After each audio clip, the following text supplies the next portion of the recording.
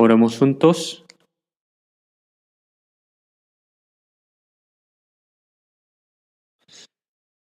Dios nuestro Padre, santo y misericordioso que nos ama, estuvimos alejados de ti y anduvimos en pecado.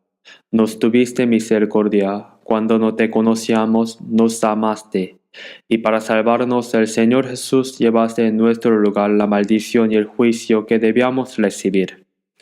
Y con tu preciosa sangre derramada lavaste nuestros pecados para siempre.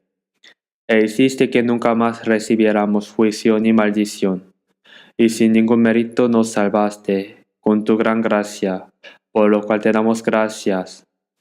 En este momento nosotros, redimidos por tu preciosa sangre, nos reunimos juntos para alabar tu gran amor y tu gracia, y para aprender tu palabra. Te agradecemos por permitirnos la comunión en la Santa Congregación. En este momento creemos que estás con nosotros. Mira a cada uno de nosotros, que nos sostengas con tu misericordiosa y poderosa mano, y que estés con nosotros, con tu abundante gracia, palabra y poder del Espíritu Santo, para que durante el resto de nuestras vidas podamos vivir correctamente, para tu voluntad y tu gloria. Te pedimos que nos edifiques completamente para la misión de evangelización que nos has encomendado. Cuida uno por uno a todas las iglesias en todo el mundo, a todos los hermanos que guardan la fe y predican el Evangelio en medio de las dificultades. Y permite la gracia apropiada para que testifiquemos tu Evangelio con mayor valentía y guiemos muchas almas ante ti para que sean salvas, y ayúdanos a cumplir poderosamente tu gran obra. También oramos fervientemente para que el Señor estés con nuestros hermanos que regresan a sus pueblos natales por el año nuevo lunar, para reunirse con sus familias y parientes, y que les ayudes a tener una oportunidad preciosa de evangelización. Señor, que nos das la palabra necesaria según el tiempo, y nos enseñas el camino que debemos andar. También en este momento, ayúdanos a entender y conocer tu palabra y tu santa voluntad que deseas revelarnos. Oramos en el nombre de nuestro Señor Jesús. Amén. Busquemos la Biblia.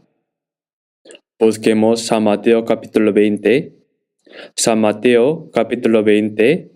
Voy a leer desde el versículo 1 hasta el versículo 16. De versículo 1 a 16 se les leo.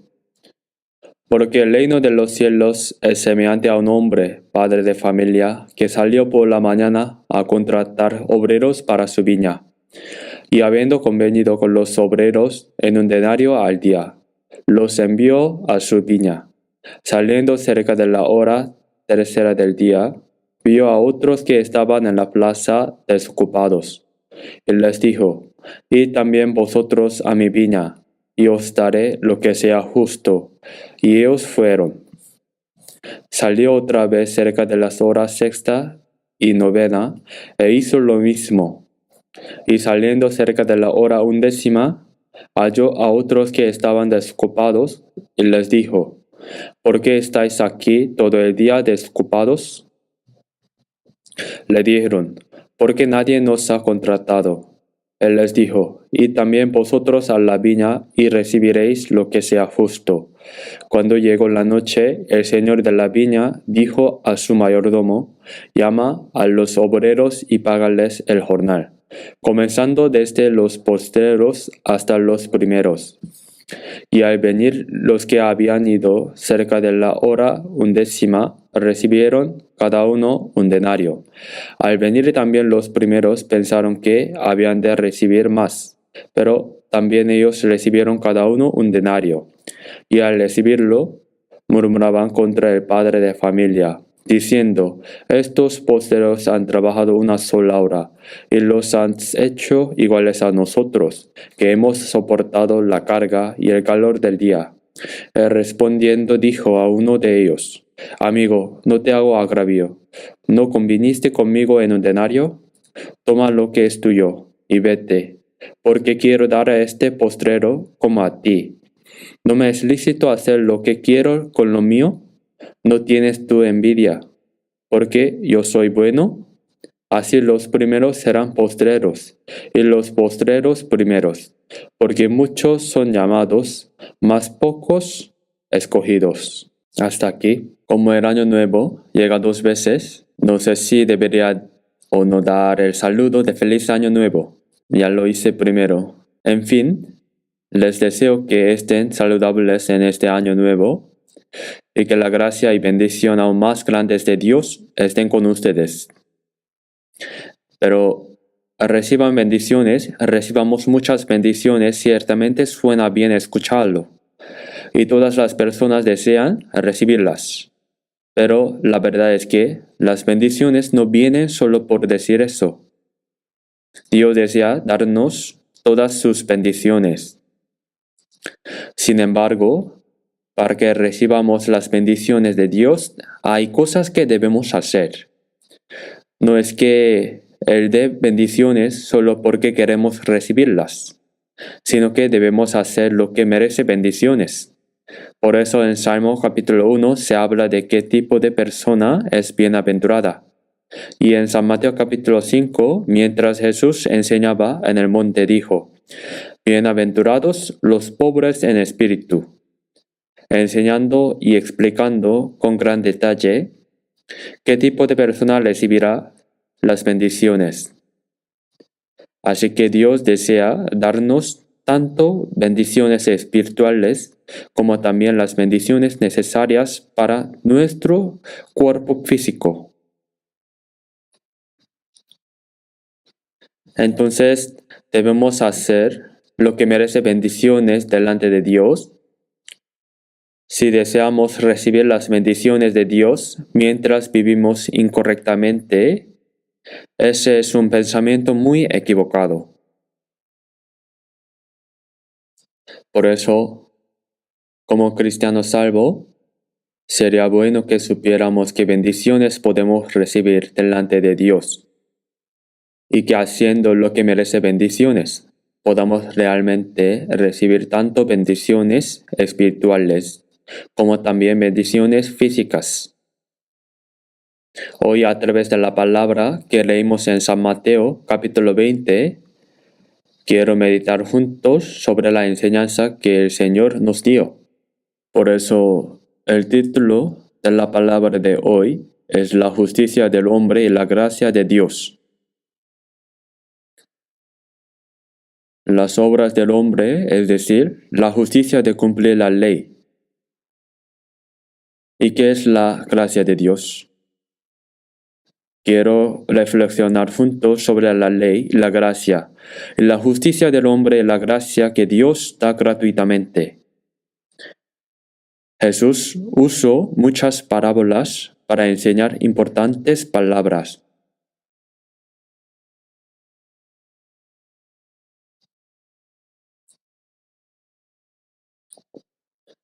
Así que la última vez les hablé sobre las parábolas que Jesús usó.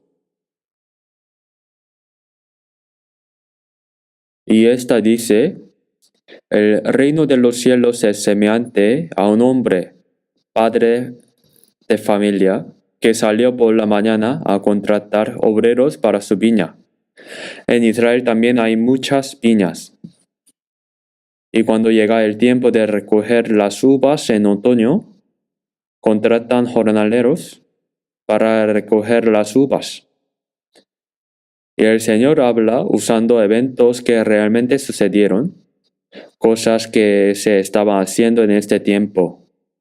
Por eso, para explicar qué es la gracia de Dios al salvar a los pecadores, esta es una importante palabra de enseñanza que está dando ahora.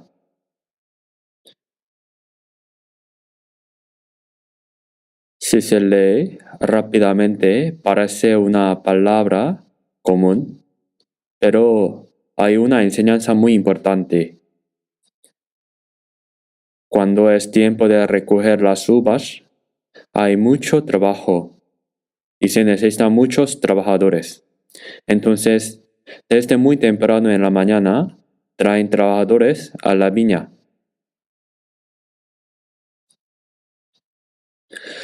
Desde muy temprano en la mañana, llaman a los trabajadores y los envían a la viña. Y lo importante aquí es que esta mañana temprana es en nuestro horario aproximadamente las 6 de la mañana. Apenas amanece. Y luego dice la hora tercera, que en tiempo bíblico la tercera hora es aproximadamente las 9 de la mañana en nuestro horario. Luego la hora sexta es aproximadamente las 12 de mediodía en nuestro horario. Luego la hora novena es las 3 de la tarde y la hora undécima es aproximadamente las 5 de la tarde. Entonces a las 5 el trabajo termina a las 6 de la tarde. Desde las 6 de la mañana hasta las 6 de la tarde, así que cada hora es diferente.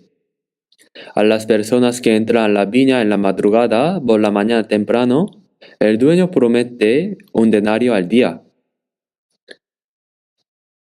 Dicen que el salario de un hombre trabajando todo un día es un denario.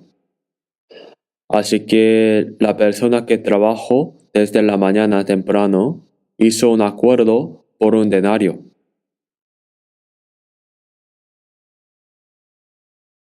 Llamó a los jornaleros en diferentes momentos y los trajo a la viña. Pero lo especial de las personas que llamó primero, en la madrugada, por la mañana temprano, y puso a trabajar en la viña como jornaleros, es que son las personas a quienes Dios encomendó su obra primero.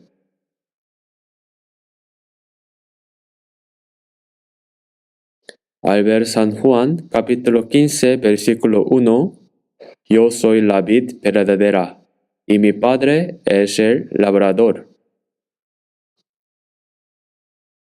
Dice, yo soy la vid verdadera, y mi Padre es el labrador que administra la viña. Isaías capítulo 5 también hay palabras así, que Dios cultiva la vid y la nación de Israel es expresada como la vid, y el dueño de la viña es Dios.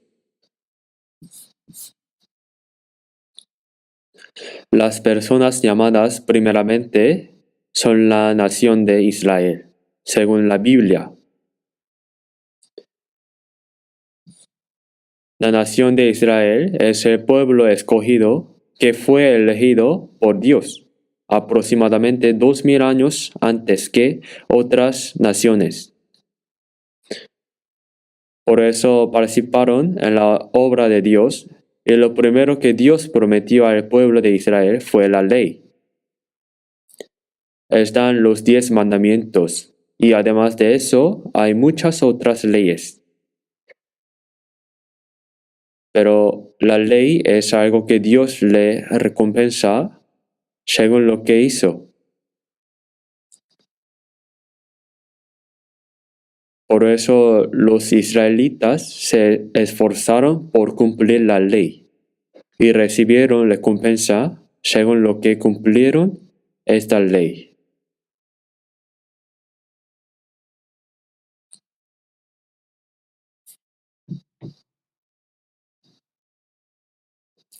El que obedece la palabra de Dios recibirá bendición y dirán amén.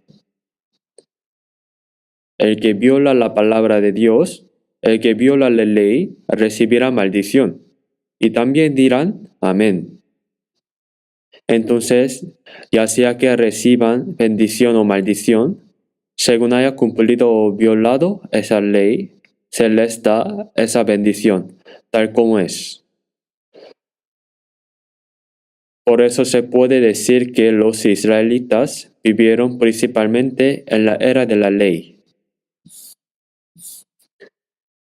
Pero cuán imperfecta es esa ley, ya que no se puede recibir salvación por la ley, ni se puede tener una relación correcta con Dios. A través de la historia de los israelitas nos mostró qué es la ley y nos hizo saber la verdad de que no se puede recibir la salvación por las obras de la ley. Por eso vino Jesús, ¿verdad? La Biblia dice que Jesús es igual a Dios. Si vemos Filipenses capítulo 2, versículo 6, dice, el cual siendo en forma de Dios, Dios Padre, Dios Hijo, Dios Espíritu Santo, que tres son un Dios. Esto no se puede entender rápidamente con nuestros pensamientos. Sin embargo, el Padre, el Hijo y el Espíritu Santo, los tres son el mismo Dios. Ese Jesús es igual a Dios, el Creador, que creó todas las cosas.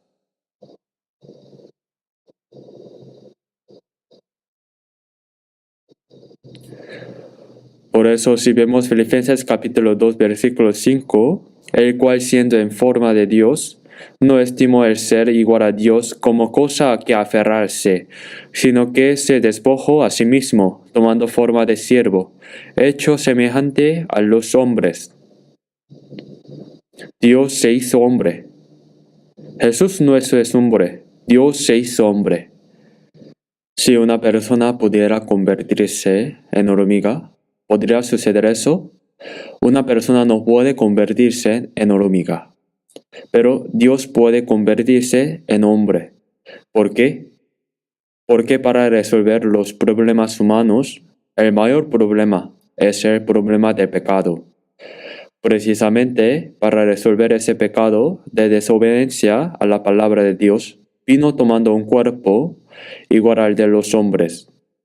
Y es hombre, pero un hombre sin pecado. Por eso, si vemos Isaías capítulo 7, versículo 14, he aquí la Virgen concebirá y dará a luz un hijo. Una virgen concibió y dio a luz un hijo. ¿Por qué? Porque debía nacer como hombre. Pero para resolver todos los problemas humanos no podía nacer como descendientes de Adán, como pecador. Como un pecador no puede salvar a otro pecador. Para nacer como un hombre, pero sin pecado, tomó prestado el vientre de la Virgen María durante 10 meses. Por eso Jesús vino como hombre. Es hombre, pero un hombre sin pecado. Somos pecadores desde nacimiento, pero Jesús es justo desde que nació. Jesús nunca cometió pecado ni una sola vez, y es quien cumplió perfectamente la ley de Dios, en lugar de todos los seres humanos. Ese ser sin pecado debía cargar con los pecados de los pecadores y recibir el juicio y la maldición de Dios. Por eso si vemos Isaías capítulo 53, versículo 6, dice, Jehová cargó en él el pecado de todos nosotros, para salvarnos a nosotros que, dando la espalda a Dios, vivíamos siguiendo los deseos carnales en todo tipo de pecado. Dios envió a su Hijo unigénito en forma de hombre. Y todos nosotros que dejamos a Dios y cometimos pecado, yo y todos ustedes que están aquí también, Dios cargó en él el pecado de todos nosotros. No fuimos quienes cargamos nuestros pecados en Jesús, sino que fue Dios quien lo hizo así. No fue que lo llevó porque oramos. Señor, por favor, lleva mi pecado. Sino que Dios lo hizo así para salvarnos. Por eso, una persona cargó con los pecados de todas las personas. En San Juan, capítulo 1, versículo 29, el Juan Bautista dice, He aquí el Cordero de Dios que quita el pecado del mundo. Los pecados de todas las personas del mundo fueron cargados sobre Jesús. Siendo alguien sin pecado, Jesús cargó con los pecados de todo el mundo, de todas las personas del mundo. Aquí yo y ustedes. Sepamos o no, Dios lo hizo así. Llevó los pecados del mundo, mi pecado, tu pecado, todos nuestros pecados los llevó. Que Jesús muriera en la cruz es el juicio por los pecados de todas esas personas. Si el juicio cayera sobre cada uno de nosotros, todos iríamos al infierno.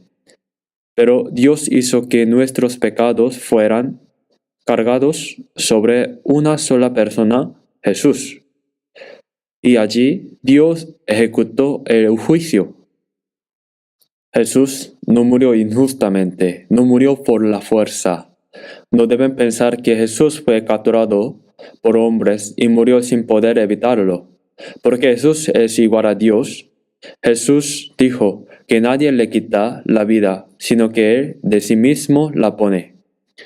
Que tiene poder para ponerla y tiene poder para volverla a tomar. Dios hizo eso para salvarnos. Por eso Jesús, siendo alguien sin pecado, cargó nuestros pecados en su cuerpo. Y Jesús fue condenado a muerte en nuestro lugar. Recibió toda la vergüenza y el sufrimiento. Fue azotado y cargó la cruz y fue arrastrado al lugar de ejecución y fue clavado en la cruz. Fue clavado a las 9 de la mañana y estuvo colgado en la cruz durante 6 horas hasta las 3 de la tarde. Bajo el sol ardiente recibió toda la vergüenza y el sufrimiento que un ser humano no puede soportar. Derramó toda su sangre.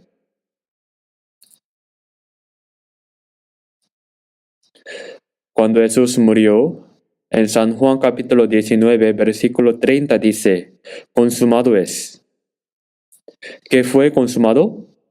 Completó toda la obra de redención de todos los pecados humanos. Si vemos 1 Timoteo capítulo 1, versículo 15, cargó en él el pecado de todos nosotros. Él cargó con los pecados míos y de ustedes. Como ese pecado no se puede resolver sin recibir juicio, porque la paga del pecado es muerte. Jesús recibió toda esa muerte, maldición y el juicio por ese pecado. Y estuvo en la tumba durante 3 días, venció el poder de la muerte y se resucitó. No desapareció como humo después de resucitarse, sino que se manifestó durante 40 días. Jesús resucitó con el cuerpo que no está sujeto a las limitaciones de tiempo y espacio, que puede aparecer y desaparecer. Por eso reunió a todos los discípulos que estaban dispersos y Jesús se apareció muchas veces a las personas que normalmente seguían a Jesús y escuchaban su palabra. Si vemos 1 Corintios capítulo 15, dice que más de 500 personas vieron a Jesús resucitado al mismo tiempo, en un instante. Esas personas eran las que normalmente seguían a Jesús. Cuando la gente se reunió pensando si sería verdad de que Jesús había resucitado, Jesús se apareció. Por eso dice que se apareció a más de 500 hermanos a la vez, no 150, sino a más de 500 hermanos. ¿Qué decían los judíos? Están difundiendo la mentira de que Jesús resucitó. Las personas que creen en ese Jesús son necias, que creen esa mentira. Los discípulos robaron el cuerpo de Jesús, lo escondieron y difundieron la mentira de que Jesús resucitó. Cuando Jesús fue capturado, los discípulos se huyeron por miedo a ser capturados o morir. Pedro, el discípulo principal de Jesús, que había dicho 3 veces que no lo negaría aunque muriera. Cuando le dieron que era discípulos de este hombre, Jesús, por miedo dijo, no soy yo, te digo que no soy yo. De verdad no conozco a Jesús, negándolo 3 veces.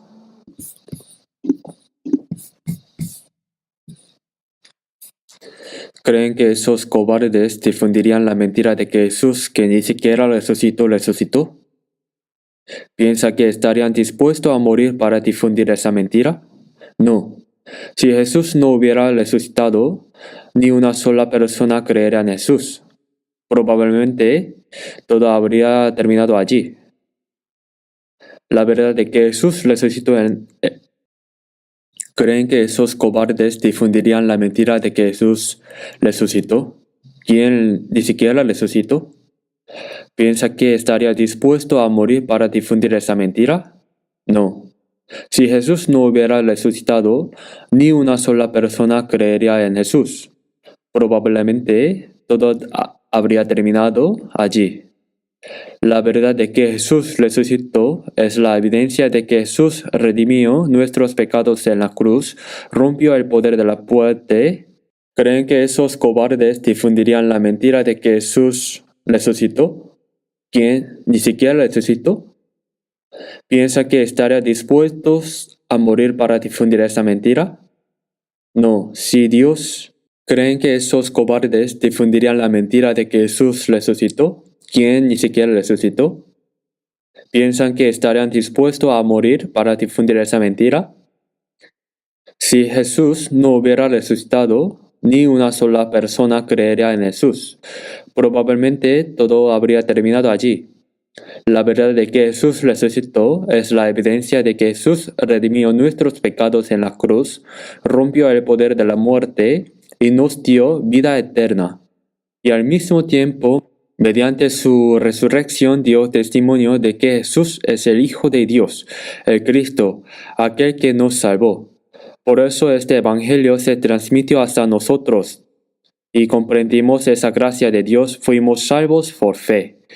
Fui a Israel 3 veces. A la tercera vez que fui para evangelizar a los judíos, tuve un seminario bíblico durante varios días en el Hotel Kibbutz, junto al mar Galilea, con 20 pastores judíos que evangelizan en Israel y sus 20 esposas, aproximadamente 40 personas, y les prediqué evangelio.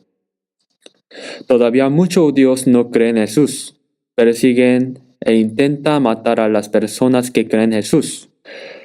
Dicen que la resurrección de Jesús es una mentira. Pero Jesús resucitó.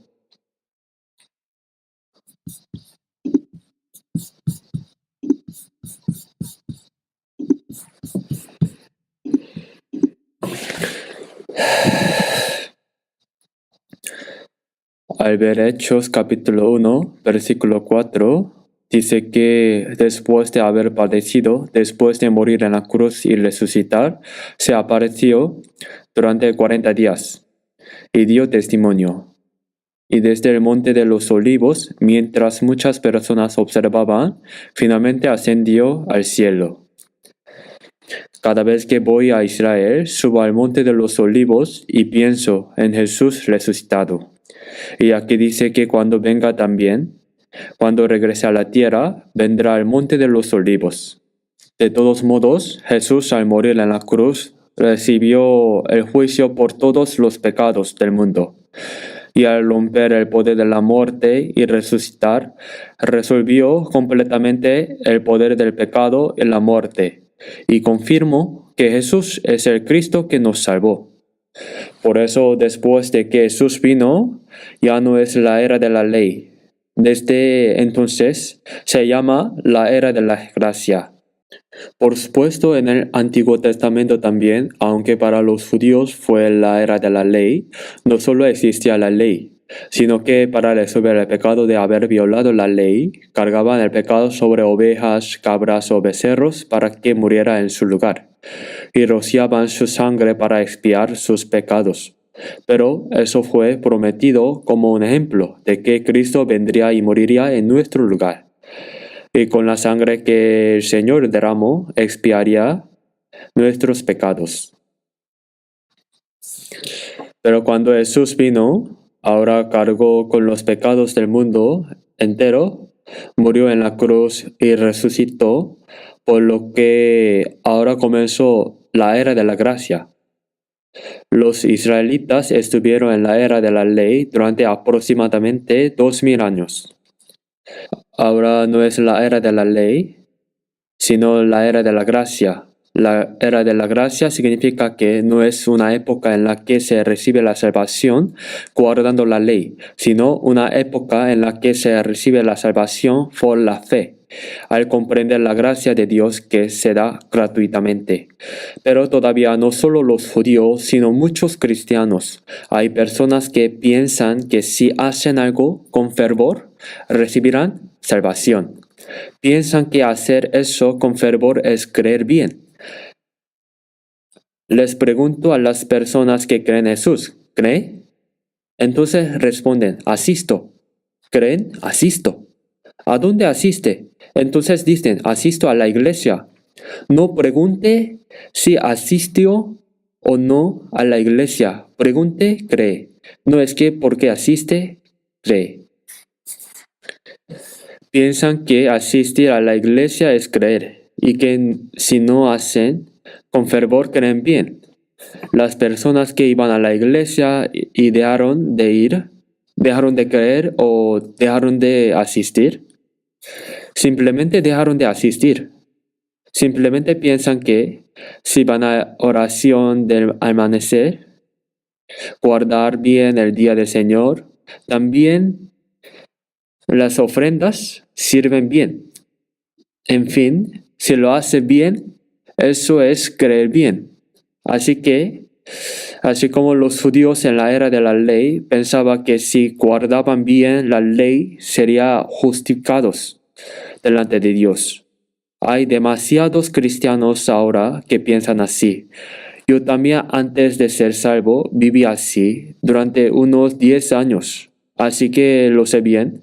Por eso agregan sus obras a la gracia de Dios.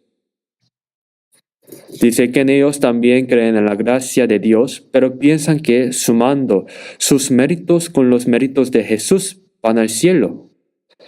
Es un pensamiento muy equivocado. Por eso el pensar que debe haber buenas obras humanas y también las gracias de Jesús. Eso es precisamente otro evangelio del que habla la Biblia. Otro evangelio. Vamos a buscar Gálatas capítulo 1. Gálatas capítulo 1, versículo 6. Se lo leo. Estoy maravillado de que tan pronto os hayáis aliado del que os llamo por la gracia de Cristo para seguir un evangelio diferente. No que haya otro, sino que hay algunos que os perturban y quieran pervertir el evangelio de Cristo. Mas si a nosotros o un ángel del cielo os anunciare otro evangelio diferente del que os hemos anunciado, sea anatema. En esta galaxia que entro entre las personas que creen en Jesús, que no basta solo con creer en Jesús, que también hay que guardar la ley. Entraron legalistas y enseñaron eso. Por eso el apóstol Pablo dice que estoy maravillado de que tan pronto os hayáis alejado del que os llamo por la gracia de Cristo para seguir un evangelio diferente. ¿Qué es otro evangelio? Es decir que no solo hay que creer, sino que también hay que guardar la ley. No hay otro evangelio. No que haya otro, sino que hay algunos que os perturban y quieren pervertir el evangelio de Cristo.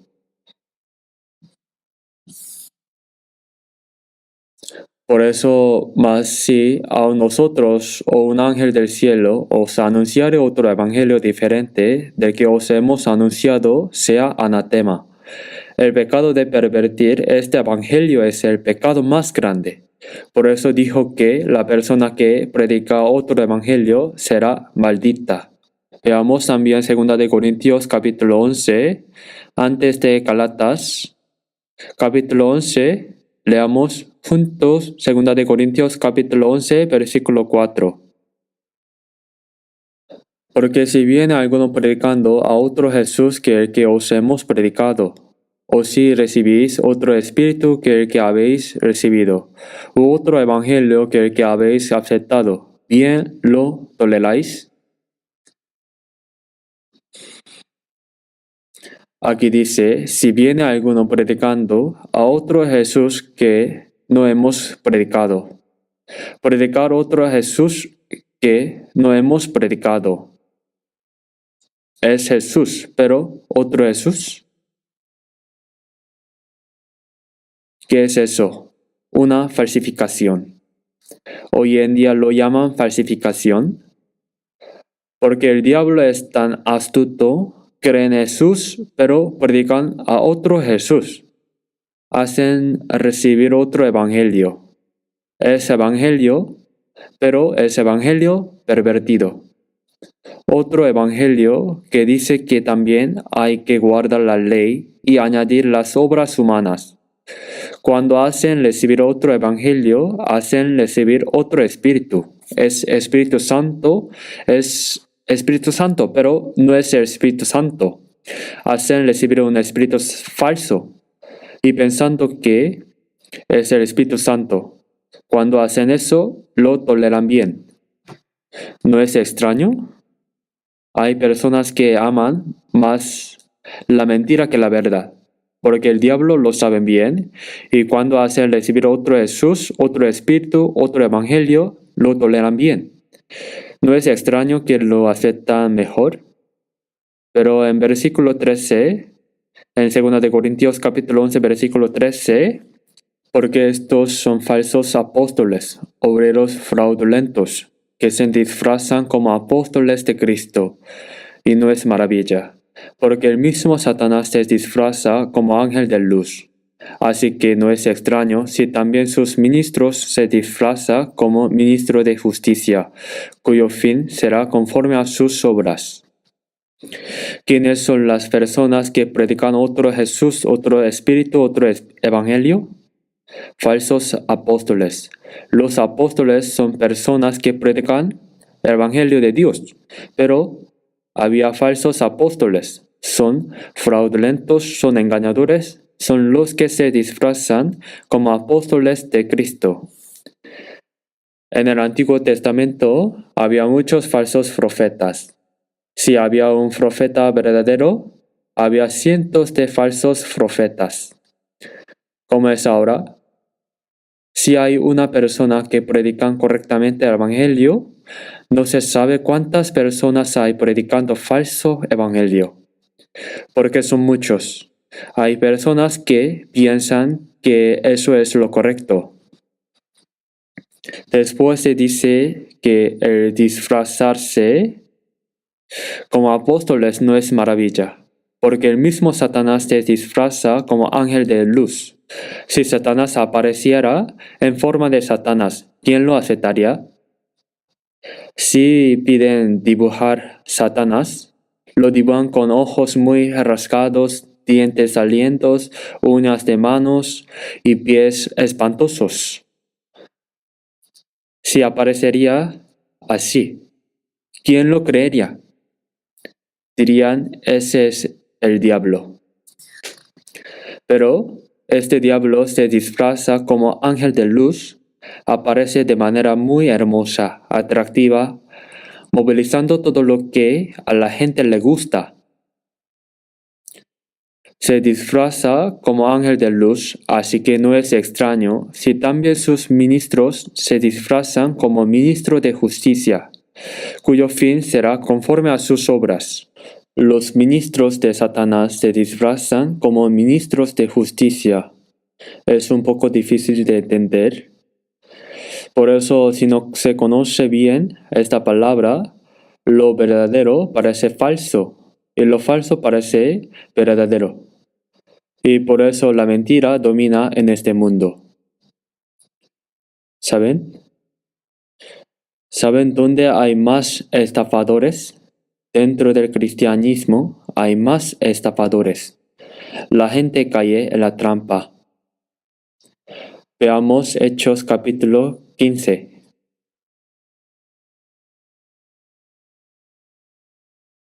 Hechos capítulo 15, versículo 1.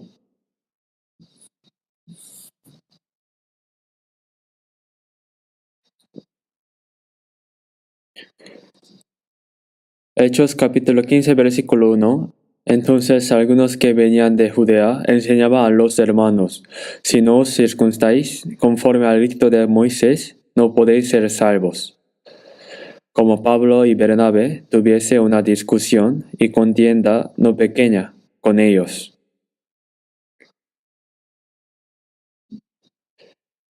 Incluso en la iglesia primitiva, en la era apostólica, aparecieron personas equivocadas, que no basta solo con creer en Jesús para ser salvo, sino que también hay que recibir la circuncisión conforme a la ley de Moisés. Hay que guardar la ley. Aparecieron legalistas. Por eso, si vemos el versículo 5, pero algunos de la secta de los fariseos que habían creído se levantaron diciendo: es necesario circuncidarlos y mandarles que guarden la ley de Moisés. Desde la iglesia primitiva esto comenzó. La circuncisión era algo que los israelitas tenían en el Antiguo Testamento. Y en el Nuevo Testamento, cuando se nace de nuevo, se recibe esa circuncisión espiritual. Pero dicen que es necesario dar la circuncisión también a los gentiles y mandarles que guarden la ley de Moisés, que guarden también la ley, poniendo el yugo de la ley. Y esto se convirtió en un gran problema. Así que finalmente los apóstoles y ancianos de Jerusalén se reunieron y en medio de la discusión se dieron cuenta de que los legalistas están equivocados. Resolvieron completamente ese problema. Y aparte de lo absolutamente necesario para los cristianos salvos entre los gentiles, como comer sangre, comer lo sacrificado a los ídolos o cometer fornicación, estas cosas más importantes. Aparte de estas, no se debe imponer en ningún yugo especial a los gentiles.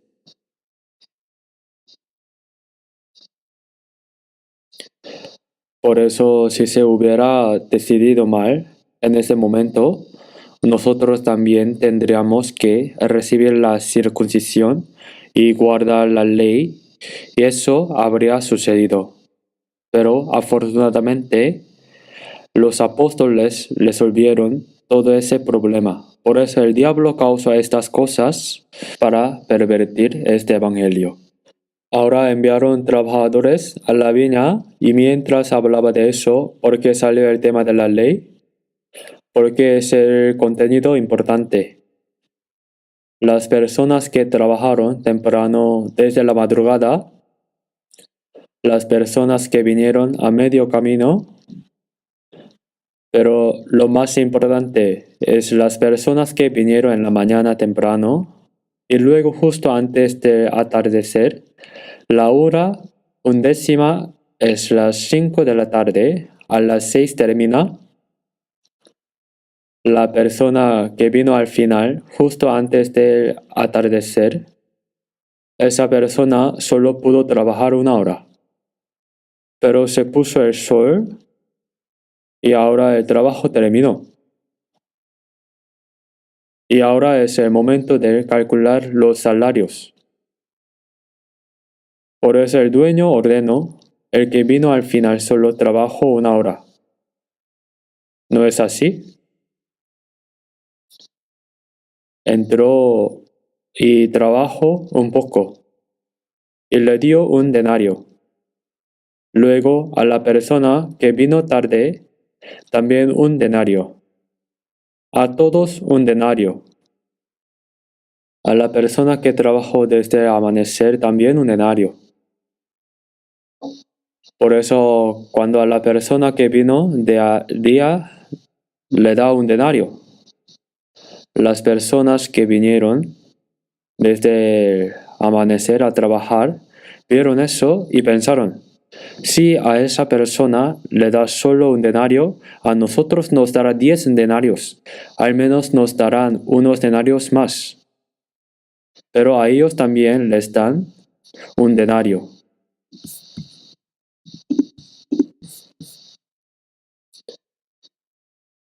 Entonces surgió la queja. Originalmente, cuando se da el salario a los trabajadores, es costumbre darlo primero a los que vinieron primero. Pero este dueño no lo hace así. Lo da primero a los que vinieron al final. Eso es muy radical. Incluso a la persona que trabajó solo una hora, un denario. A la persona que trabaja 5 horas también un denario. A todos. Incluso a la persona que vino desde el amanecer, un denario. Por eso explotó la queja de las personas que trabajaron desde la mañana temprano. Señor dueño, esto es tan injusto. Soportamos el calor todo el día, trabajamos duro y sufrimos. Pero a las personas que vinieron al final, incluso a la persona que trabajó solo una hora, le da un denario. Porque a nosotros también nos da un denario. A nosotros deberían darnos más. ¿No es así? ¿Qué dijo el dueño? Amigo, yo no te he hecho ningún mal. ¿No te prometí originalmente un denario? Te di según lo prometido. Que haya dado un denario a esta persona que vino al final es mi voluntad. En palabras de hoy, es mi deseo. Con lo que es mío, no haré lo que quiera, no haré como yo quiera. No es que porque yo soy bueno, tú me ves como malo. Lo reprendió severamente. No hizo nada malo porque prometió un denario. Porque el Señor dijo esta palabra aquí. La persona que trabajó desde la mañana temprano, ¿quién es? Recibió su salario. Recibió el pago por su trabajo, ¿verdad? La persona que vino al final solo trabajó una hora. La hora undécima es las 5 de la tarde. Entonces solo trabajó una hora.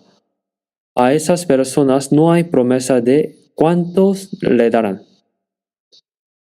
A las personas que vinieron a medio camino también, te daré lo que sea justo, solo ve y trabaja. La persona que vino desde la mañana temprano recibió el salario por su trabajo.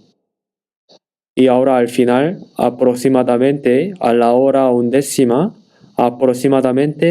la hora undécima es las 5 de la tarde. La persona que vino tarde es el problema. Sin haber trabajado nada, recibió un denario.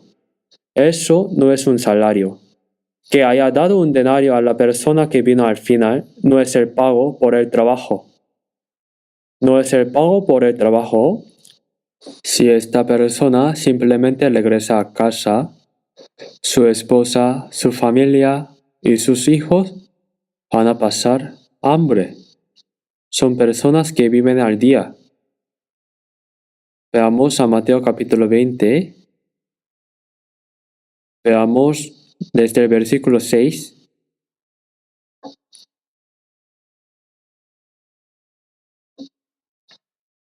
Y saliendo cerca de la hora undécima, halló a otros que estaban desocupados, y les dijo, ¿por qué estáis aquí todo el día desocupados? Le dijeron, porque nadie nos ha contratado. Él les dijo, id también vosotros a la viña, y recibiréis lo que sea justo. ¿Lo llama mercado laboral? Las personas que necesitan trabajo vienen y los llevan. Pero, ¿por qué esta persona está todo el día sin trabajar y queda allí?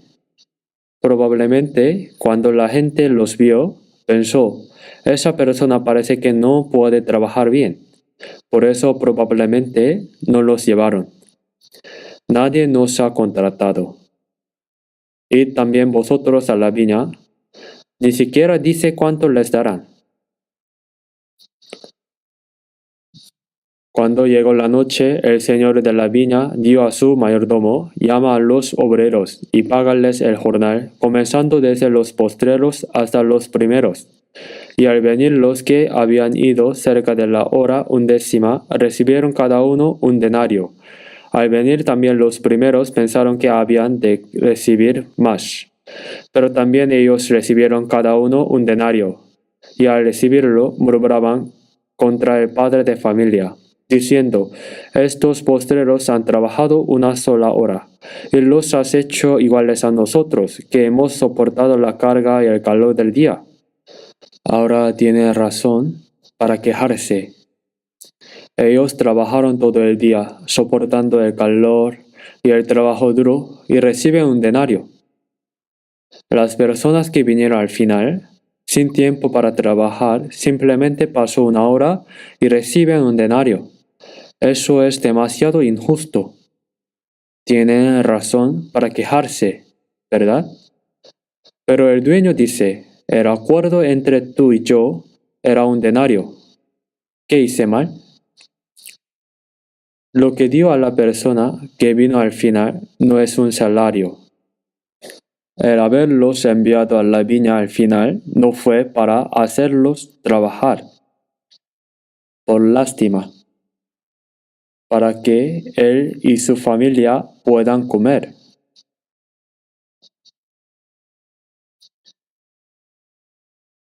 No hay que darles algo, un denario. Ni siquiera los llamó para hacerlos trabajar. Por lástima los llamó para darles gracia.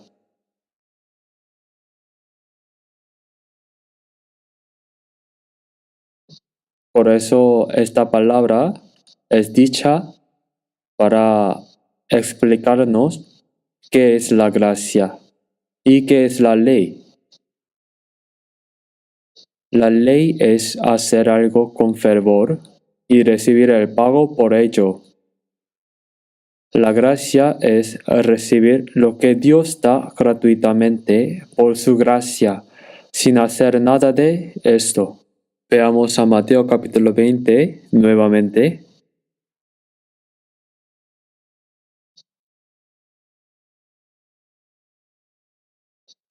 San Mateo capítulo 20, versículo 12.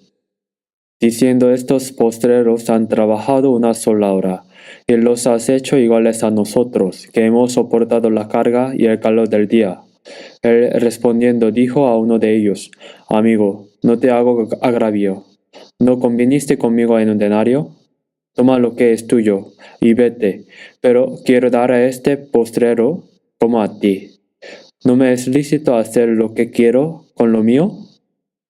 ¿O tienes tu envidia porque yo soy bueno? Así los primeros serán postreros, y los postreros primeros. A la persona que vino al final le da el salario primero y le da mayor gracia. La persona que vino primero no es gracia, simplemente recibió como pago por su trabajo. Ahora, ¿por qué se dice esta palabra? Se está hablando sobre la salvación. ¿No es lo más importante nuestra salvación? No recibimos salvación guardando la ley o haciendo alguna justicia, porque no podemos hacerlo. No hay ni una sola persona que reciba salvación por su propia justicia. En Romanos capítulo 3, versículo 10 dice: no hay justo ni aun uno. Dios dice que no hay ni un solo justo.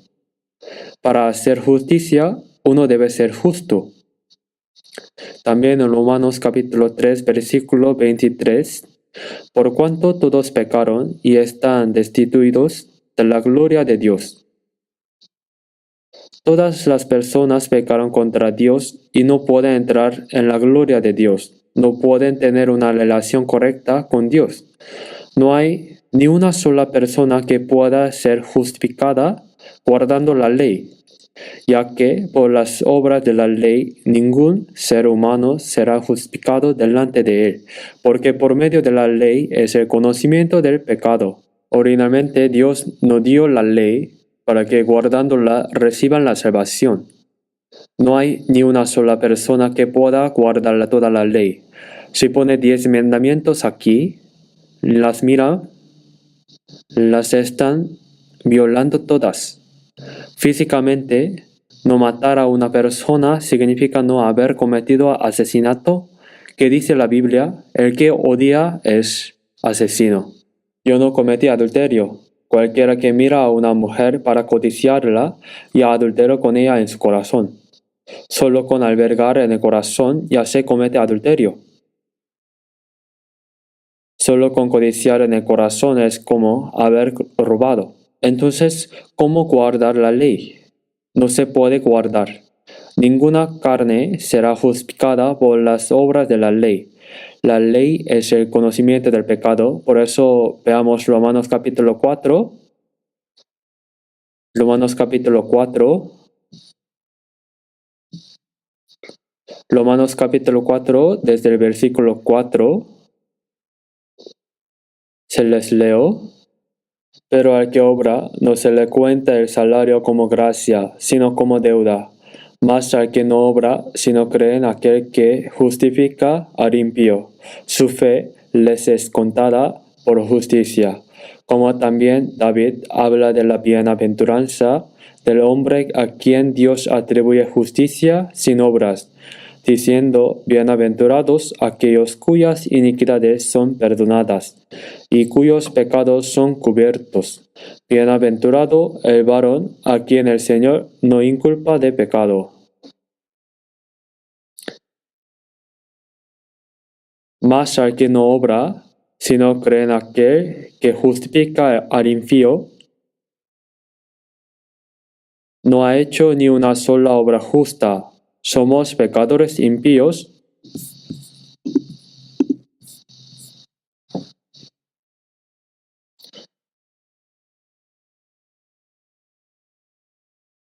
Pero dice que Dios justifica al impío.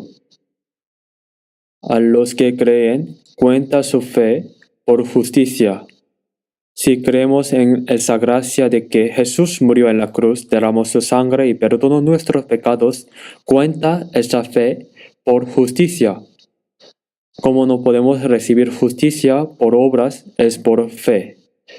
Romanos capítulo 3, versículo 21. Pero ahora, aparte de la ley, se ha manifestado la justicia de Dios, testificada por la ley y por los profetas. Por fe, en la gracia de Dios, nosotros recibimos justificación.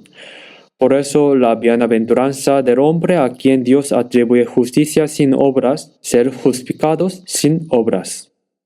Nosotros tenemos obras, guardamos la ley, pero no solo perdonó nuestros pecados, sino que nos justificó. Cuenta por justicia esa fe que creen en esa gracia de haber perdonado nuestros pecados. Por eso la persona que vino al final solo trabajó 1 hora, no es que haya trabajado. Que esa persona haya recibido un denario es pura gracia. Es el amor del dueño y la gracia de compadecerse. Si simplemente despide a esa persona, su familia va a pasar hambre.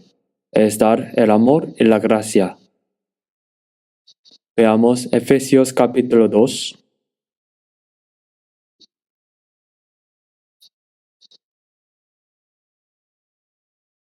Efesios capítulo 2.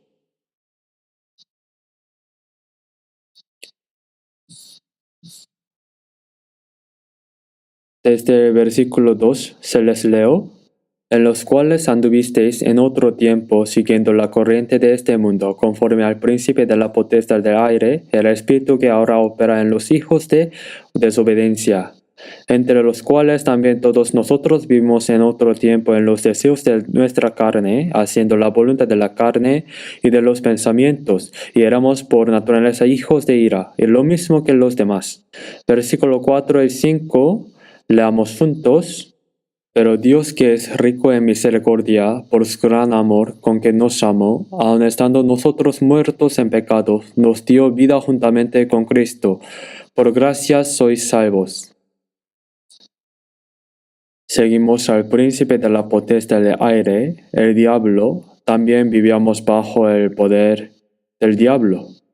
En otro tiempo todos nosotros también vivíamos en los deseos de nuestra carne, haciendo la voluntad de la carne y de los pensamientos. Éramos por naturaleza como los demás, hijos que debían recibir la ira delante de Dios, ¿verdad?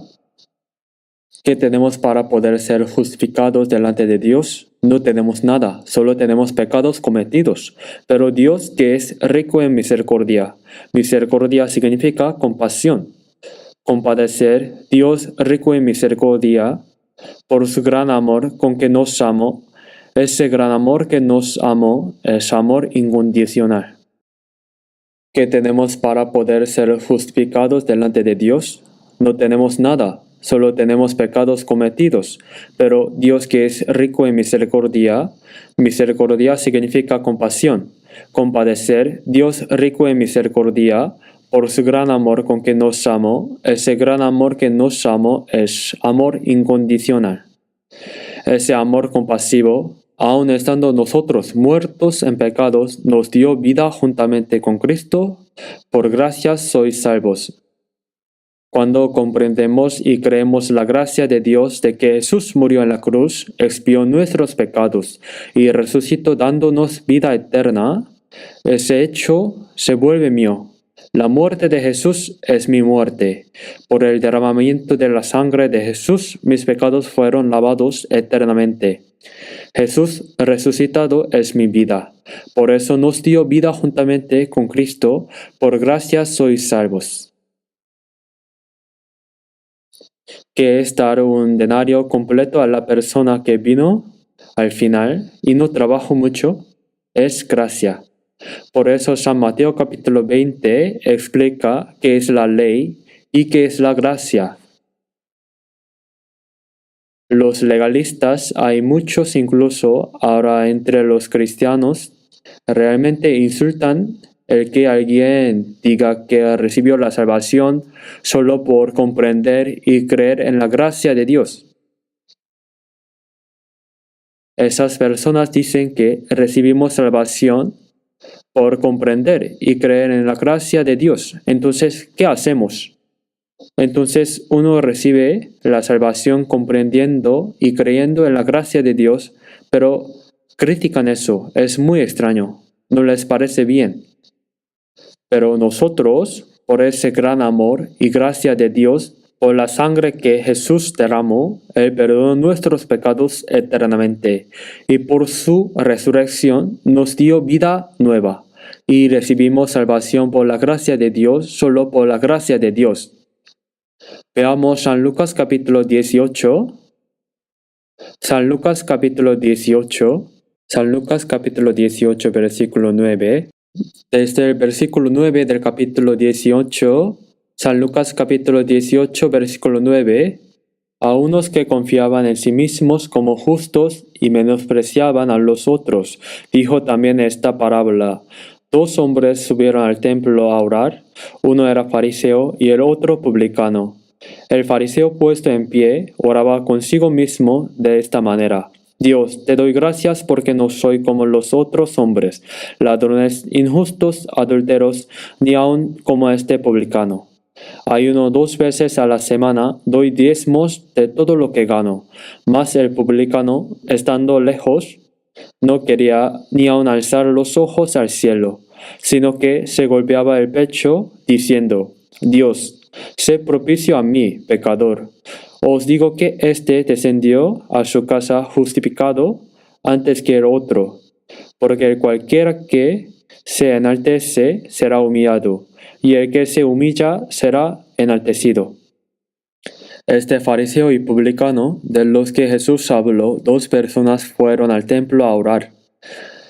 Y la forma en que el fariseo ora es así. Levanta las manos así, mirando al cielo diciendo, Dios, ayuno 2 veces a la semana. Doy diezmos de mis ingresos. Y gracias porque no soy como otras personas que cometen extorsión, adulterio o robo. Gracias porque no soy como ese publicano.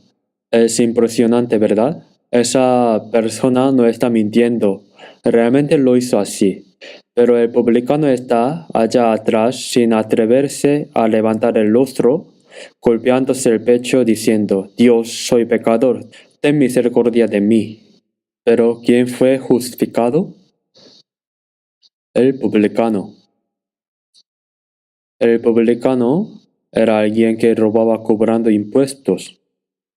Trataba a los publicanos y pecadores como junto las prostitutas.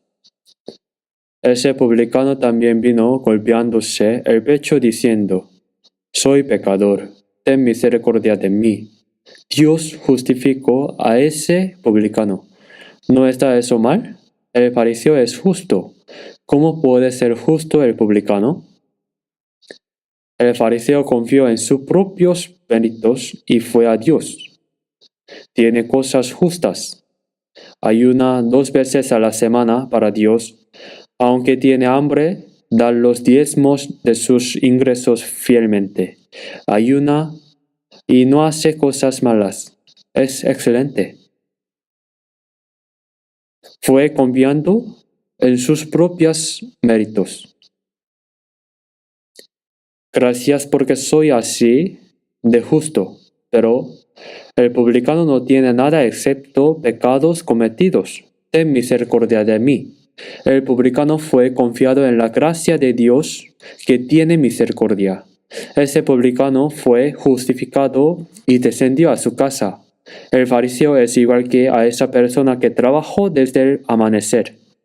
Yo hice obras tan justas y me tratan igual que la persona que trabajó solo 1 hora. Es una queja. Nosotros no hay ni una sola persona que pueda ser justificada por sus propias obras. Solamente ese gran amor de Dios, el amor que tiene misericordia de nosotros. Por ese amor Jesús murió en nuestro lugar, derramó su sangre y perdonó eternamente nuestros pecados.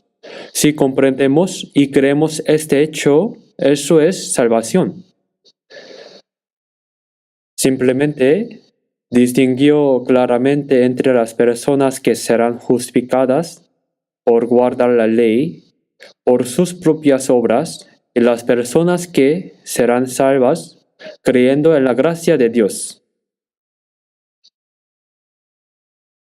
Si vemos San Lucas capítulo 15, está el hijo pródigo que tomó su parte de los bienes del padre, se fue y los malgastó todos.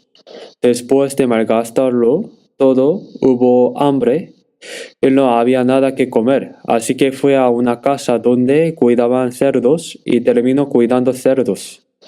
Ni siquiera puede comer las algarrobas que comen los cerdos. Estando a punto de morir de hambre, pensó, en la casa de mi padre incluso los jornaleros viven bien, y yo aquí estoy muriendo de hambre. No puedo morir así. Tomó valor y decidió volver a mi padre. El padre, desde que este hijo salió de casa, solo piensa en su hijo todos los días. Este muchacho seguramente gastó todo el dinero. En estos tiempos de hambre, ¿no habrá muerto de hambre? ¿Se habrá vuelto mendigo? ¿Estará enfermo? De todos modos, solo regresa. Desde la mañana hasta la noche solo espera que su hijo regrese. Hijo abandonado, regrese pronto. Pero ahora el sol se está poniendo y mirando afuera del pueblo veo un mendigo demacrado viniendo de manera lamentable, pero su manera de caminar es algo similar a la suya. Incluso desde lejos el padre dijo claramente a ese hijo, el padre corrió primero. Dice que el padre fue primero. El hijo le dijo al padre, Padre, realmente hice mal, he pecado contra el cielo y contra ti. No soy digno de ser llamado tu hijo. Por favor, trátame como uno de tus jornaleros. Le pide que lo haga jornalero. El padre dice, ¿qué? Tú eres mi hijo. Saquen el mejor vestido y vístanlo. Pónganle calzado en los pies, traigan el becerro gordo y mátenlo. Comamos y alegrémonos. Mi hijo estaba muerto y ha revivido. Estaba perdido y ha sido hallado. ¿Cuánto se alegró el padre, verdad? Abrazando a ese hijo. Pero, ¿qué sucedió? El hijo mayor regresaba del campo del trabajo y oyó cantos en la casa, sonidos de la celebración. ¿Qué es este sonido? Tu hermano ha vuelto con salud, y tu padre ha matado el becerro gordo y ha hecho un banquete. El hermano mayor se enojó. No entra a la casa. ¿Cómo puede suceder esto en el mundo? El padre salió, vamos, entremos. Este hermano menor pensábamos que estaba muerto, pero ha vuelto vivo. Por eso es justo que nos alegremos. ¿Qué dijo el hermano mayor? No voy. Yo nunca he desobedecido tus palabras. Todos estos días hasta ahora he servido bien al Padre, pero ni siquiera me has dado un cabrito para matar y hacer un banquete con mis amigos. Pero haces un banquete porque regresó ese pródigo que desperdició todos los bienes del Padre. El hermano mayor del pródigo, ¿cuál es su actitud? Solo piensa en sus propias obras. Y ese padre que recibe a ese hijo que perdió todos sus bienes y se convirtió en mendigo, no le parece bien. Se puede ver la figura del legalista, la persona que confía en sus propias obras y la persona salvadas por la gracia de Dios. Y está el contenido de Caín y Abel en Génesis capítulo 4. Caín tomó los productos agrícolas que él cultivaba y ofreció una ofrenda a Dios. Dios no la recibió. Probablemente entre los productos agrícolas ofreció lo mejor para ofrecerlo a Dios. Pero el hermano menor, Abel, mató una de las ovejas que criaba en casa y se la ofreció a Dios. Dios, cuando mis padres pecaron y estaban desnudos y escondidos, para cubrir la vergüenza de mis padres, mataste una oveja, derramaste sangre e hiciste túnicas de pieles para vestirlos. Mira aquí también, Dios, aquí también murió una oveja, mira esta sangre y cubre también mi pecado. Dios se sorprendió. ¿Cómo entendió Abel esto? Esto era un secreto. ¿Qué sucedió? Caín se enojó y mató a su hermano a pedrear. Se convirtió en el primer asesino. Luego están Esaú y Jacob. Esaú es el hermano mayor, entonces es la persona que puede recibir la bendición del primogénito. El padre dijo, ve de cacería y hazme el guisado que me gusta. Entonces te bendeciré con todo mi corazón. Esaú fue de cacería. La madre, sabiendo ese hecho, está del lado del Jacob. Jacob a veces viene a la cocina, enciende el fuego e hierve portaje de lentejas. La madre dice, esta bendición de Dios debes recibirla tú. Pero yo no soy el mayor, ¿cómo puedo recibirla? Aún así puedes recibirlas. Mataré una oveja de las que hay en casa y te haré un guisado que le gusta a tu padre. Solo entra con eso. Así que antes de que llegara el hermano mayor, robó la bendición de primogénito. ¿Saben? Incluso sin más explicación, ¿saben?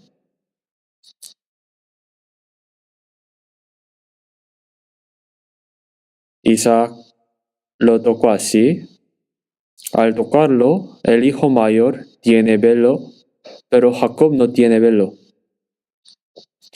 Pero la madre con la lana de oveja lo hizo parecer como el hermano mayor. Lo tocó y pensó, qué extraño. La voz es de Jacob, pero las manos son de Esau. Y lo bendijo. Esau llegó más tarde de la cacería, pero la bendición ya había pasado a Jacob. Se le quitaron. Jacob recibió esa bendición por el amor de su madre y esa consideración de su madre. Esaú, con la carne que cazó, fue a pedirle al padre que lo vendiera, pero ya había terminado. ¿Qué está diciendo esto? Todo es el mismo contenido. Las personas salvadas por la gracia de Dios y las personas que quieren recibir la gracia de Dios por sus propias obras. Vamos a buscar Romanos capítulo 9.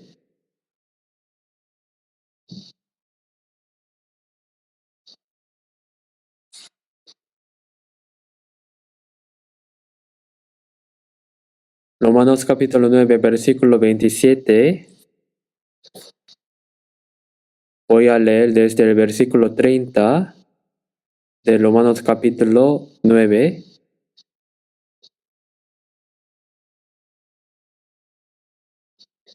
¿Qué pues diremos? Que los gentiles que no iban tras la justicia han alcanzado la justicia, es decir, la justicia que es por fe.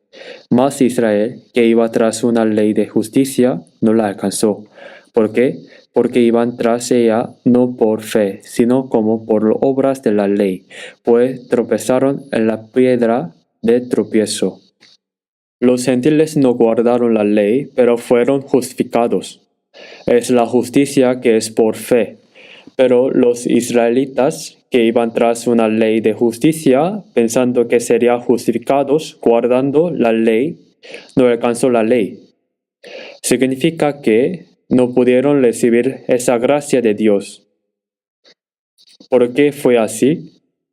Porque no confiaron en la fe, sino que confiaron en las obras.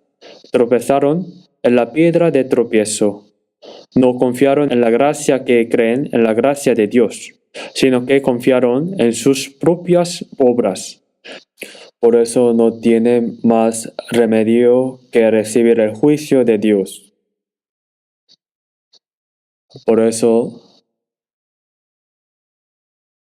las personas que trabajaron todo el día y las personas que entraron más tarde sin tiempo para trabajar recibieron lo mismo.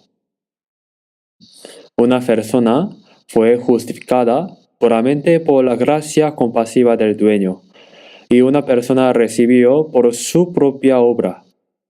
Esta palabra nos explica qué son las obras humanas, qué es el acto de guardar la ley y qué es la gracia de Dios. Busquemos el Antiguo Testamento de la Biblia. Veamos Números capítulo 15. Números capítulo 15, versículo 32.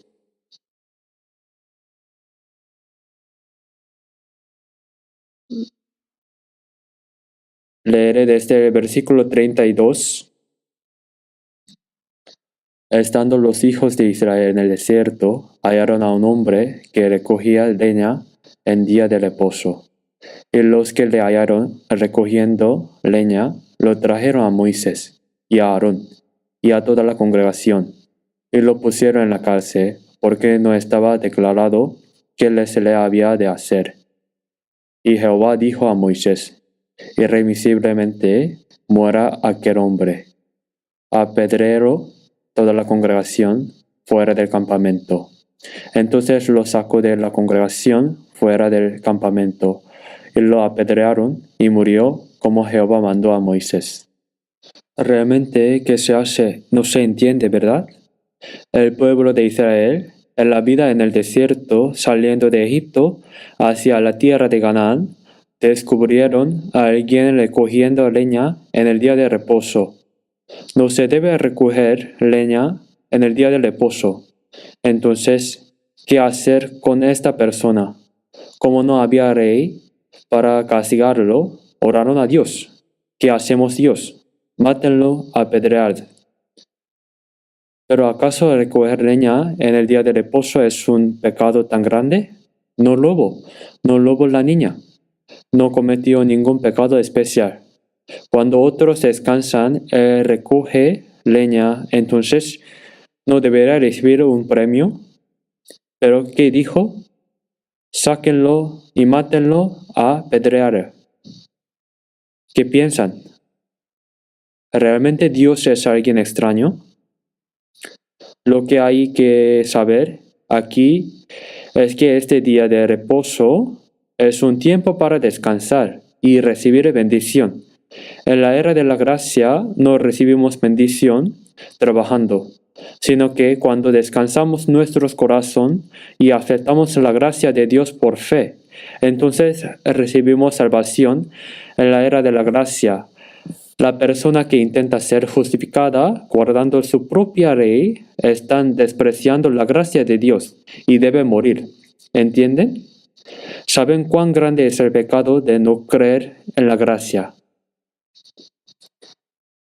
Por eso no hay ni una sola persona que pueda ser justificada delante de Dios por su propia justicia, que pueda recibir la salvación.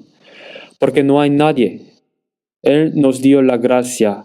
El Hijo unigénito de Dios murió y derramó su sangre, nos dio la gracia de expiar nuestros pecados. No creer en esa gracia e intentar hacerlo por obras propias es rechazar ese gran amor y gracia de Dios. No creer en ello es rechazar esa gracia. Consideran sus propias obras más grandes que la gracia de Dios. Cuando se trabaja en el día de reposo, se recibe bendición. Pero, ¿qué significa decir que uno no puede recibirla trabajando? Es el pecado de no creer en la gracia de Dios. Eso merece la muerte. Ahora bien, recibimos la salvación por la gracia de Dios como las personas que entraron a la viña a la hora 11, justo antes del atardecer, sin tiempo para trabajar. Simplemente recibimos un denario. Fuimos justificados sin haber trabajado. Entonces, ahora hay algo que pensar aquí. Las personas que intentan ser justificadas por sus propias obras, ¿qué tipo de obras son esas? Hay muchas personas así. Hay muchas personas que intentan hacer buenas obras aunque no reciben salvación. Hay legalistas. Hay personas que dicen que vivan moralmente bien de diversas maneras. Pero aquí hay un problema. Si vemos Romanos capítulo 5, versículo 10, dice que la persona que no recibió salvación se ha vuelto enemigo de Dios. Enemigo. Está como enemigo de Dios. Entonces, ¿creen a Dios le gustaría que haga algo para Dios? Al ver Colosenses capítulo 1, versículo 21, dice que el estado de enemistad fue reconciliado con Dios por la muerte de Cristo en la cruz. Por malas obras se volvieron enemigos de Dios, pero Jesús murió y nos reconcilió. Primero hay que reconciliarse con Dios creyendo en esa gracia. ¿Qué es reconciliarse? Es recibir la salvación. Cuando se comprende la gracia, se reconcilia con Dios. Pero en estado de enemistad, piensa que si hacen algo con fervor, Dios lo aceptará. Dios no lo acepta. Eso está mal. Al ver Efesios capítulo 2, versículo 1, Él os dio vida a vosotros cuando estabais muertos en vuestros delitos y pecados. La persona que no recibió la salvación está muerta en delitos y pecados. ¿Qué hacen a alguien muerto? Está muerto. La comunicación con Dios está cortada. Dios no quiere que esa persona haga algún bien. sino que al aceptar la gracia de Dios por fe, el alma muerta revive. Él os dio vida a vosotros cuando estabais muertos en vuestros delitos y pecados, porque por gracia sois salvos por medio de la fe. Cuando recibimos salvación, el alma que está muerta en pecados y delitos revivió. Primero, el alma muerta debe revivir. ¿Dios aceptaría algo hecho en estado de muerte? No lo acepta. Al ver Hechos capítulo 26, versículo 18, cuando recibimos la salvación, volvemos del poder de Satanás a Dios. La persona que no recibió la salvación está capturada bajo el poder de Satanás. Estando capturados bajo el poder de Satanás, ¿hacen algo para Dios? ¿Dios se alegraría? ¿Dios se alegraría porque hacen buenas obras? Incluso ese bien es todo hipocresía. Por eso Romanos capítulo 3 versículo 20 dice: ya que por las obras de la ley ningún ser humano será justificado delante de él. Job capítulo 35 versículos 7 y 8 dice: y al Hijo del Hombre aprovechará tu justicia.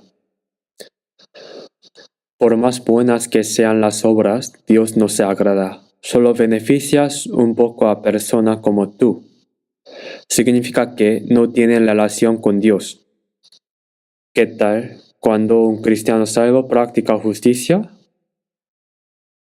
En 2 Corintios capítulo 5 versículo 14, que si uno murió por todos, luego todos murieron. Jesús, una persona, murió en lugar de todas las personas, por eso Él murió en lugar de todas las personas, para que los que viven ya no vivan para sí mismos, sino para aquel que murió y resucitó por ellos. ¿Por qué una persona murió en lugar de todos? El Señor murió en nuestro lugar. Cuando comprendemos eso, las personas que revivieron por la muerte de Jesús ya no viven para sí mismas, sino para el Señor que murió y resucitó en su lugar. Que un cristiano salvo haga el bien es diferente a que una persona no salva haga el bien. Ahora porque el Señor murió por nosotros, porque nos salvó, yo moriré por el Señor. Viviré también para el Señor. Y si vemos Romanos capítulo 14, versículos 7 y 8, porque ninguno de nosotros vive para sí. ¿Y luego qué? Y ninguno muere para sí. Viviré para el Señor, moriré para el Señor, viva muera que soy del Señor. Vivimos para el Señor, morimos para el Señor. Sea que vivamos o moramos, somos del Señor. Esa es la vida de los cristianos. Esa es la vida del cristiano que vive normalmente. La persona que está dispuesta a morir por el Señor puede vivir para el Señor. La persona que vive para el Señor tiene derecho a morir por el Señor. Mi cuerpo y mi alma no son míos. Al ver 1 Corintios capítulo 6, versículos 19 a 20, no sois vuestros, porque habéis sido comprados por precio. Glorificad pues a Dios en vuestro cuerpo. Como mi cuerpo y mi alma no son míos, no tengo derecho a vivir para mí, ni libertad para morir por mí. Vivir para el Señor, morir para el Señor, todo para la gloria de Dios. Vivir así es lo normal. Por eso en Gálatas capítulo 2, versículo 20, con Cristo estoy juntamente crucificado, y ya no vivo yo, mas vive Cristo en mí. Cristo vive en mí. Ahora, ¿quién es el Señor de mi vida? Ahora es el Señor. Vivir según lo que el Señor desea, según la voluntad del Señor. Y si el Señor lo desea, debo ir ante el Señor. Por eso, sea que vivamos o moramos, somos del Señor. La vida de los cristianos salvos no es como una persona nos salva haciendo buenas obras. En Salmos 116, versículo 12, ¿qué pagaré a Jehová por todos sus beneficios para conmigo? La vida cristiana después de recibir la salvación es vivir el resto de nuestras vidas para pagar esa gran gracia de haber abandonado el trono celestial, venido a esta tierra y muerto en la cruz para salvar a un pecador como yo. ¿Es correcto? ¿Realmente es correcto? Entonces, ¿qué haremos? ¿Qué debemos hacer? Debemos vivir para pagar la gracia de Dios. Una persona que no recibió la salvación ni siquiera puede imitarlo, no puede hacerlo. Filipenses capítulo 2, versículo 13. Porque Dios es el que en vosotros produce así el querer como el hacer, por su buena voluntad. Dios obra en el cristiano salvo para la voluntad que agrada al Dios. Se vuelve nuestro deseo. No es hacer algo que no queremos sin remedio, sino que hace que pongamos por deseo para hacer la voluntad de Dios. El Espíritu Santo conmueve nuestro corazón para que comprendamos la voluntad de Dios, nos da un corazón capaz de hacer la voluntad de Dios. Y también nos da la fuerza para hacer la voluntad de Dios. Esa es la vida cristiana. Una persona que no recibió la salvación, por más que muera y reviva, no puede hacer eso. No tiene corazón para hacerlo. Las personas llamadas, cuando está por ponerse el sol, solo confían en el amor y la misericordia del dueño. No saben cuánto recibirán, pero ese dueño es alguien que da amor, es alguien que da gracia, y probablemente trabajaron más diligentemente el tiempo restante. Probablemente ustedes, los cristianos salvos, ¿qué debemos hacer? ¿No deberíamos vivir más diligentemente para el Señor? ¿Más diligentemente en nuestra vida restante? Al ver 1 Corintios capítulo 15, versículo 10, el apóstol Pablo dice: pero por la gracia de Dios soy lo que soy, y su gracia no ha sido en vano para conmigo. Antes he trabajado más que todos ellos, pero yo no, sino la gracia de Dios conmigo. Es la gracia de Dios que está en mí. Gracia, todo es gracia. Cuando pienso en la gracia de Dios, aunque muera 100 veces, no puedo pagar toda la gracia.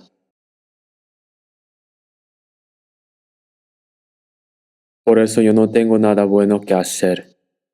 Ahora, ¿qué es la vida de nosotros, los cristianos salvos?